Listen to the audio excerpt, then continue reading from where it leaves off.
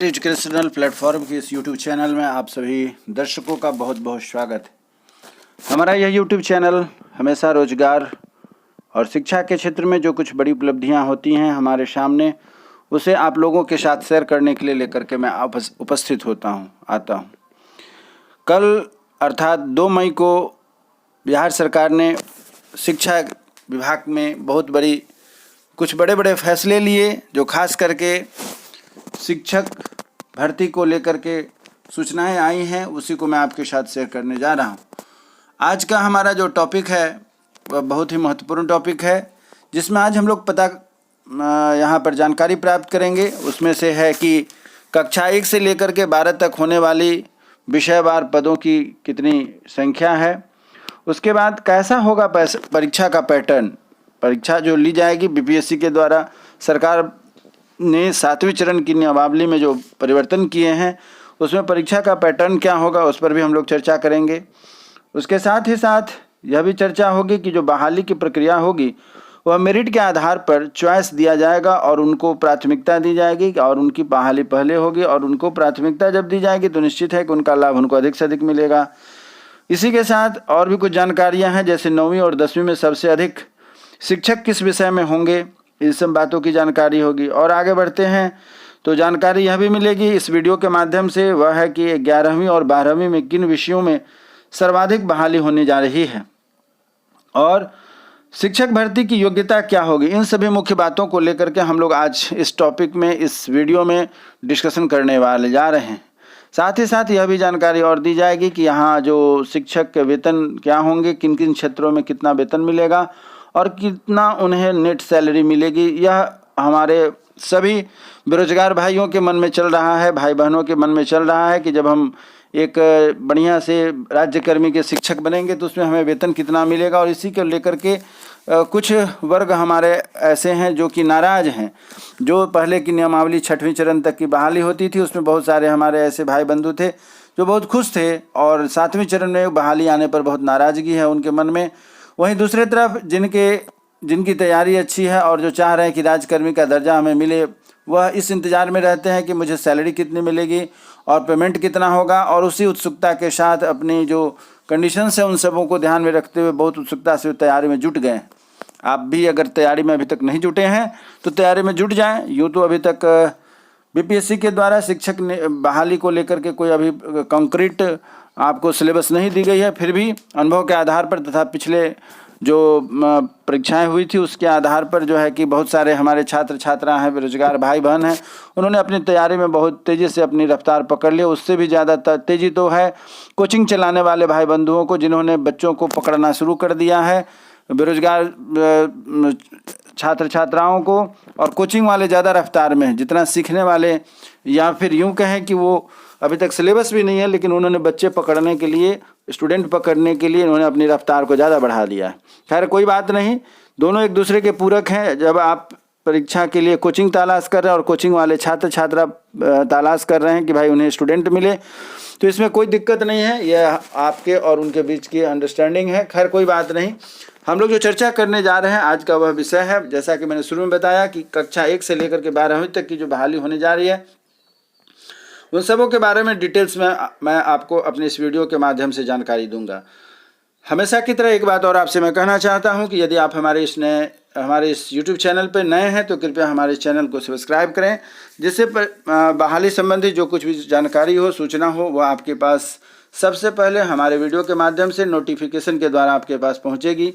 या फिर BEd DLEd तथा MAd के क्षेत्र से यदि आप जुड़े हैं या जुड़ने वाले हैं तो उससे भी रिलेटेड आपको सभी जानकारियां हमेशा मिलती रहेगी, जिससे कि आप शिक्षक बनकर के एक समाज में अच्छे शिक्षक के तौर पर स्थापित हो सके। चलिए ज़्यादा देर न करते हुए आपसे अब अपने मुद्दे की बात मैं करता हूं। आज के जो आपकी जो उत्सुकता का विषय है उस पर हम लोग आज चर्चा करने जा रहे हैं।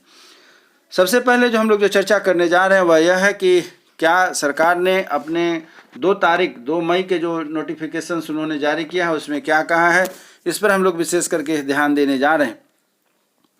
कक्षा 1 से 12 तक 1,78,026 शिक्षकों की भर्ती और वेतन मान की कैबिनेट ने मंजूरी दे दी है। सभी बहाली बीपीएससी से ही होगी। एक बात यहाँ पर क्लियर करना चाहता हूँ कि अभी भी हमारे कुछ भाई बंधु ऐसे हैं जो मन में संशय बना करके रखे हैं, मन में यह बात पाल करके रखे हैं कि शायद सरकार 6वीं चरण तक की जैसे बहाली होती थी कि सर्टिफिकेट लाइए नौकरी पाइए, वरीयता के आधार पर उनको नौकरी मिल जाती थी। लेकिन अभी फिर जो कल 2 मई को जो नोटिफिकेशन बिहार सरकार के शिक्षा के विभाग के द्वारा जो पारित हुई है, उसके आधार पर यह बात स्पष्ट हो रही है कि अब वह पहले वाली प्रक्रिया संभवतः नहीं हो सकेगी। इसमें स्पष्ट कहा गया है कि सभी बहाली बीपीएससी से होगी। कक्षा 1 से लेकर के 5 तक 85,222 पद, कक्षा 6 से 8 तक के लिए 1,745 पद होंगे। माध्यमिक स्कूलों में कक्षा 9 और 10 के लिए 33,186 पद और उच्च माध्यमिक स्कूलों में कक्षा 11 और 12वीं के लिए 57,618 पद होंगे। यह सभी कुछ आपको जो है कि यहाँ पर जानकारी आप देख रहे हैं, आपको जानकारी मिल रही है, सुन भी रहे हैं, आप सुन करके भी संतुष्ट कर सकते हैं और इन्फॉर्मेशन यहाँ दी गई है उसे आप पढ़ करके भी आप संतुष्ट हो सकते हैं कि आपके लिए आने वाले समय में बहुत रोजगार के मौके हैं। आप इसकी तैयारी अच्छे से करें। इन सभी शिक्षकों के मूल वेतन 25,000 से लेकर के 32,000 तक होगा। कक्षा 1 से 5 और कक्षा 11वीं और 12वीं तक के शिक्षकों का प्रतिमाह वेतन 40,630 रुपये तथा 51,000 से लेकर के 51,130 रुपये तक हो जाएंगे। यह आप देख रहे हैं कि जो नियोजित शिक्षक होते थे उस समय जो उनका वेतन होता था उसकी तुलना में आज का यह जो वर्तमान जो कर्मचारी बनेंगे, राज्य कर्मचारी बनेंगे और उनका जो शिक्षक के तौर पर वेतन होगा वह निश्चित रूप से उनकी तुलना में कुछ न कुछ बेहतर है। जब शुरुआत अच्छी है तो आगे अंजाम भी अच्छा होगा। इसी उम्मीद के साथ हम सभी इस पर जुड़े हुए हैं और इंतजार कर रहे हैं कि सरकार कब जल्द से जल्द इसकी नियमावली लेकर के आए और जल्द से जल्द इसकी विज्ञापन आए और हम लोग तैयारी पर इसके लिए जुट जाएं। नए शिक्षकों का पेंशन कंट्रीब्यूशन और नियोजित शिक्षकों की ईपीएफ के हिसाब से नियोजित की तुलना में एक नए शिक्षकों में लगभग 6,300 से 14,000 रुपये प्रति माह तक अधिक वेतन मिलेगा। यह देखिए कितना सुंदर बात यहाँ पर इन्होंने कहा हुआ है, जिसे आप देख करके निश्चित रूप से संतुष्ट हो जाएंगे कि सरकार ने जो आपको बताया है वह इस तरीके से आपके मनो मुताबिक जैसे आप तैयारी कर रहे थे, तैयारी करना चाह रहे हैं, सरकार वैसा आपको देने के लिए तैयार है। अब नियम कंडीशन आपके ऊपर है कि आप तैयारी कैसे करेंगे और एक नियोजित शिक्षक से बेहतर राजकर्मी के शिक्षक कैसे बन पाएंगे। मंगलवार को सीएम नीतीश कुमार की अध्यक्षता में कैबिनेट ने शिक्षक के पद और वेतनमान की स्वीकृति दे दी है। अब शिक्षकों के इन पदों पर जिला से आरक्षण रोस्टर क्लियर करा रिक्त बीपीएससी को भेजी जाएगी। माना जा रहा है कि इस साल के अंत या फिर जून शुरू में बीपीएससी से वैकेंसी आएगी। कैबिनेट के अपर मुख्य सचिव डॉक्टर एस सिद्धार्थ ने बताया है कि 1,78,026 शिक्षकों के वेतन का सालाना 10,623 करोड़ 45 लाख रुपए खर्च होंगे। 1 से 8 तक के लिए 87,222 पदों की नियुक्ति शिक्षकों के वेतन पर 4,629 करोड़ 23 लाख 7 हजार रुपये का खर्च आएगा। माध्यमिक और उच्च माध्यमिक स्कूलों में 90,840 शिक्षकों के वेतन मद में 5,984 करोड़ रुपए तथा 22,24,000 रुपये खर्च हो सकेंगे।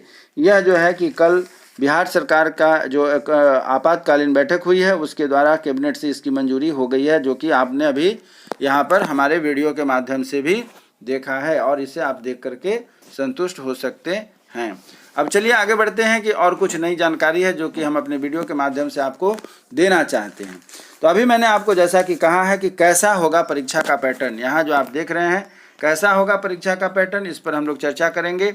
उसी के बाद आगे फिर और भी मुख्य बातों पर हम लोग चर्चा करेंगे। तो कैसा होगा अपना जो परीक्षा होगी उसका पैटर्न। शिक्षकों की भर्ती परीक्षा ऑब्जेक्टिव होगी। 100 अंकों का प्रश्न होगा। यह ध्यान रखिएगा। आप सभी बंधुओं से आग्रह है कि बीच बीच में हमारे इस वीडियो को स्किप करना शुरू कर देते हैं और जानकारी नहीं मिल पाने के कारण वह अनावश्यक इधर उधर दौड़ते रहते हैं।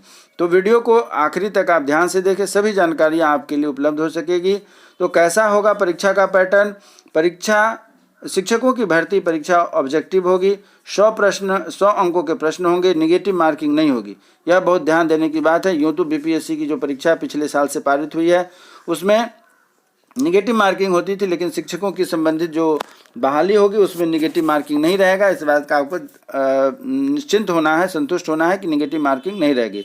अधिकांश प्रश्न सामान्य ज्ञान के होंगे, विषय से भी संबंधित होंगे, अर्थात अपना पेडागोजी या टीचिंग मेथड या जो है उससे भी प्रश्न आपके इसमें रहेंगे। भाषा, टीचिंग एप्टीट्यूड तथा मेथड से जुड़े हुए प्रश्न भी रहेंगे। देखिए, अभी तक हम लोग समझ रहे थे कि सिलेबस में क्या रहेगा, तो इनडायरेक्ट रूप में बहुत कुछ आपको अवगत करा दिया गया है कि भाषा, टीचिंग एप्टीट्यूड और मेथड से भी जुड़े रहेंगे प्रश्न। सिलेबस और परीक्षा पैटर्न पर अंतिम मुहर 1 हफ्ते में लग जाएगी। बहुत जल्द आपको परीक्षा और सिलेबस संबंधी जानकारी प्राप्त हो जाएगी। अब जो आगे आपको ध्यान देने की बात है वह यह है कि अब आपसे यहाँ पर जो बात कही जा रही है उस चीज़ को आप ध्यान से देखेंगे कि क्या कही जा रही है। सरकार ने जो आपको यहाँ पर नोटिफिकेशन दिया है, 9वीं और 10वीं में सबसे अधिक शिक्षक किस विषय के होंगे। हम सभी उत्सुकता के साथ बैठे हैं कि भाई जानकारी हो, क्योंकि हम भी उसी लाइन में खड़े हैं कि मुझे भी रोज़गार चाहिए, हमें भी एक अच्छा नौकरी चाहिए, और जब हम तैयारी कर रहे हैं तो निश्चित रूप से हमें एक अच्छे नौकरी की तलाश है। जैसा कि सरकार ने भी मौका दिया है, हम सबों को इसके लिए प्रयास करना चाहिए। 9वीं और 10वीं में सबसे अधिक शिक्षक किस विषय के होंगे। कक्षा 9वीं और 10वीं तक अंग्रेजी, हिंदी, विज्ञान, गणित और सामाजिक विज्ञान जैसे महत्वपूर्ण प्रत्येक विषय के लिए 5,425 पदों के सहित 27,125 पदों का सृजन किया गया है। द्वितीय भारतीय भाषा के लिए 3,191 पद, इसमें से उर्दू के लिए 2,100, फारसी के लिए 300, अरबी के लिए 200 पद हैं। माध्यमिक विद्यालयों में विशेष शिक्षक के 270 पद हैं। अब आगे का फिर से हमारे पास जो मुख्य मुद्दा है वह है कि 11वीं और 12वीं में किन विषयों के सर्वाधिक प्रश्न होंगे, सर्वाधिक बहाली होगी। 11वीं और 12वीं में किन विषयों के अधिक से अधिक वैकेंसी आएगी। तो जैसा कि ऊपर में हम सभी देख रहे हैं कि जिस क्षेत्र में अधिक वैकेंसी है निश्चित रूप से उसी क्षेत्र में अधिक से अधिक बहाली होनी है। फिर भी आगे बढ़ते हैं, देखते हैं क्या कहा गया है। कक्षा 11वीं और 12वीं विज्ञान संकाय के 15,889 पद में से सबसे अधिक जीव विज्ञान 5,421 पद, रसायन में 4,799, गणित में 2,647, भौतिकी में 3,022 पद हैं। कला संकाय में 19,794 पद में सबसे अधिक इतिहास के लिए 5,870 पद हैं। राजनीतिक शास्त्र में 5,354 है। संगीत के लिए 2,043 है। मनोविज्ञान के लिए 2,015 हैं। समाजशास्त्र में 1,434 है। गृह विज्ञान में 1,275 है। भूगोल में 1,033 है। अर्थशास्त्र में 513 पद हैं। वाणिज्य संकाय में 2,916 पद हैं, जिसमें कि बिजनेस स्टडीज के सर्वाधिक 1,328 पद शामिल किए गए हैं।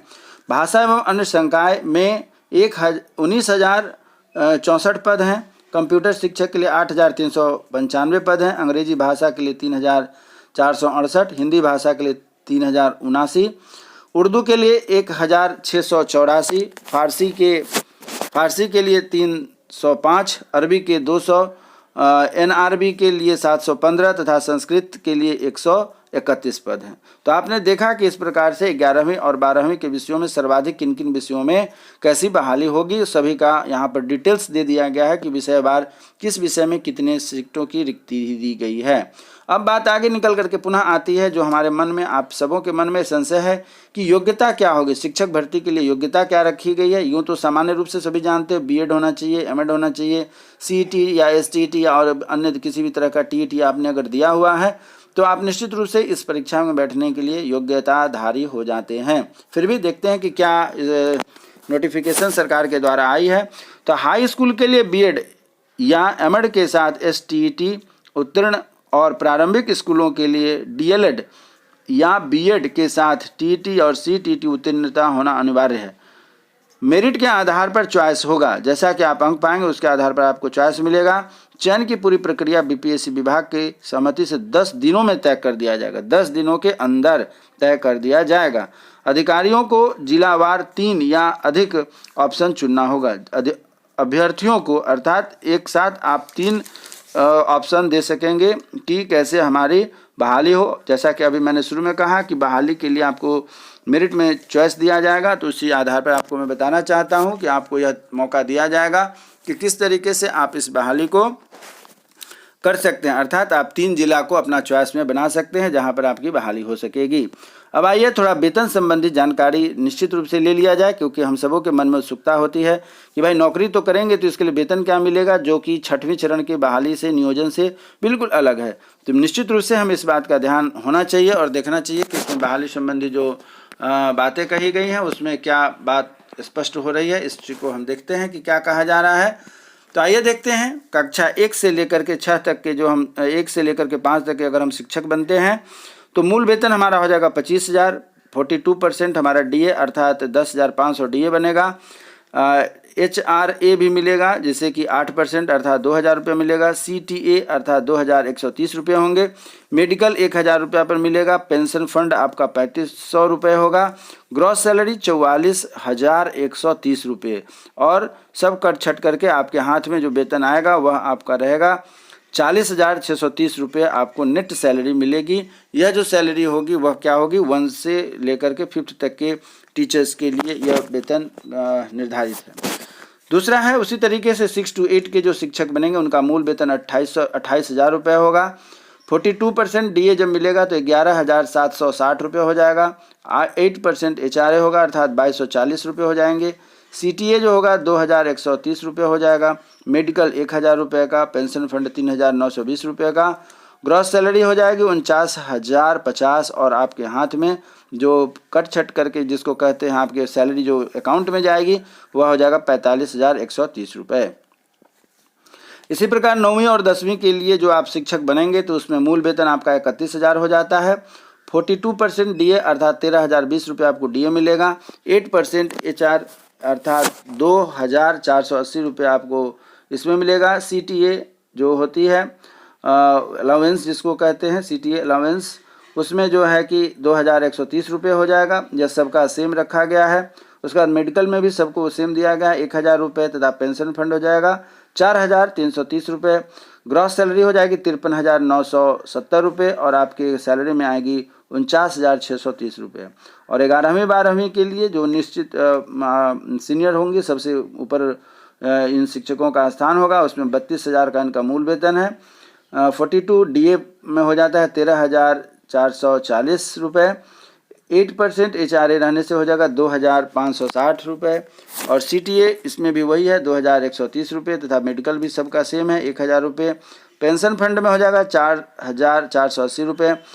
टोटल वेतन आपका बन जाता है ग्रॉस सैलरी 55,610 रुपये और आपके अकाउंट में जाएंगे वह हो जाएगा 51,130 रुपये। तो इस प्रकार आपने देखा कि यहाँ पर आपको पूरी जानकारी दी गई कि किस स्तर के जो शिक्षक बनेंगे उनके किस तरीके का वेतन मिलेगा। एक बार चलते चलते पुनः एक बार हम लोग कंक्लूडिंग वे में देख लेते हैं कि पदों की कुल संख्या कितनी बन रही है। जो आपके मुंह में पानी आ रहा होगा कि इतना सारा वेतन मिलने वाला है, इतना सारा वैकेंसीज है और कैसे हम इसकी तैयारी करें। फिर से एक बार रिकैप के तौर पर हम लोग यह देख लेते हैं कि सीटों की वैकेंसी कितनी है। कक्षा 1 से लेकर के 5 तक के जो शिक्षक बनने के लिए इच्छुक हमारे मित्र हैं, बंधु हैं, उन्हें 85,222 पद मिलेंगे। क्लास 6 से लेकर के क्लास 8 तक के जो शिक्षक बनना चाहेंगे उनके लिए 1,745 पद होंगे। 9वीं और 10वीं के लिए जो शिक्षक बनना चाह रहे हैं उनके लिए 33,186 पद होंगे तथा 11वीं और 12वीं के लिए जो शिक्षक बनना चाहते हैं उनके लिए 57,618 पद रिक्त हैं।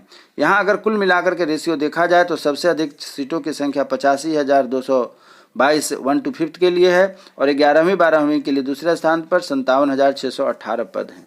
तो उम्मीद करता हूं कि मैंने जो आपको आज का यह डिटेल्स दिया है वह निश्चित रूप से आपके लिए उपयोगी होगा, कारगर होगा और आप इसकी अपनी तैयारी में और जोर शोर से अपना मेहनत करेंगे जिससे कि आपको एक राज्य कर्मचारी अस्थायी शिक्षक बनने का मौका मिले और आप अपने जीवन में इसका लाभ उठाएं।